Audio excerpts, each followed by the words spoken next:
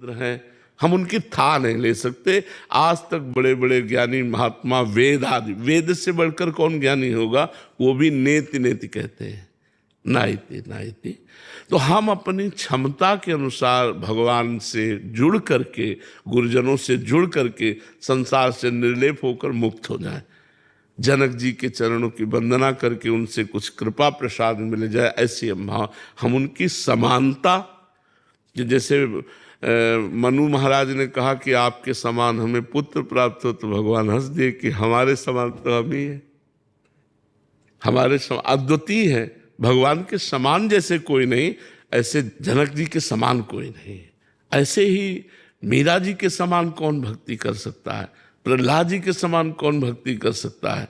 हाँ, मीरा जी कृपा करे किंचित प्रेम आ जाए, प्रहलाद जी कृपा करे किंचित भगवान का दासत्व आ जाए, हमें तो लगता है ऐसा। अब वो कृपा करके स्थिति दे दे भगवान, तो उन्होंने प्रहलाद जी को दी, वो तुम्हें भी दे सकते हैं। लेकिन सामर्थ्य हमारी नहीं है, कृपा में सामर्थ्य है।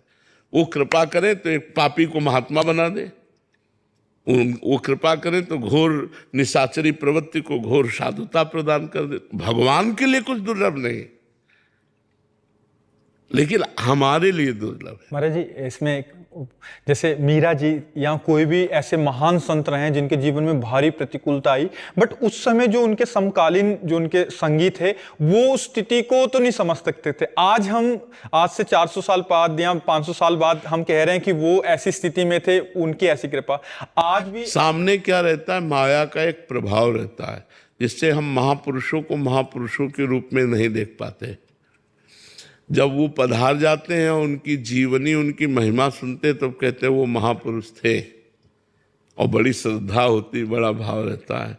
लेकिन जब वो सामने रहते हैं तो माया मतलब ऐसी कुछ लीला करती रहती है, जिससे ये नहीं लग पाता कि ये साक्षात भगवत स्वरूप हैं, ये महापुरुष हैं। रहे तो बड़े बड़े महापुरुष हैं। आपके एक सत्संग में सुना था कि जैसी स्थितियां हम सुनते हैं, इससे भी उच्च कोटि की स्थितियों वाले महापुरुष अभी भी विद्यमान हैं, अभी भी धरा पे हैं, बट हम देख नहीं पा रहे उनको। तो महाराज जी, उससे ऊपर की स्थितियां या वैसी आंतरिक स्थिति जो प्रभु में इतना तादात्म्य हो, तो उस समय वर्तमान में क्या होता है कि भगवान की माया का ऐसा प्रभाव रहता है, धूल पड़ी रहती है, हम समझ। और जब जीवनी पढ़ते तब लगता है तो इतनी उच्च कोटि के महापुरुष, वो जब पधार जाते, अंतर ध्यान हो जाते हैं, तब हम उनको समझ पाते हैं, और तब वो हमारे हाथ से निकल गए होते हैं। अच्छा, जो सामने होते हैं तो हमारी जो बौद्धिक स्तर है वो स्वीकार ही नहीं कर पाता कि ये इस कोटि के हैं।